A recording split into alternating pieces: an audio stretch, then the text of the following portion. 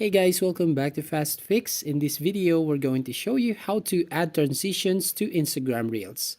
So first, open up your Instagram app, as you can see, and then try to swipe it to right to open up your Instagram Reels.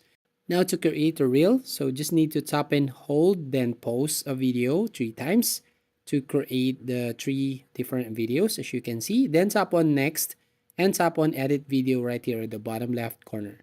Now here on your editor, just tap on the space between the videos and just choose here transition that you want. For example, this warp. And you can also tap right here apply to all. Then it will apply to all the transitions. Then here is the result. So that's how you basically add transitions to Instagram Reels.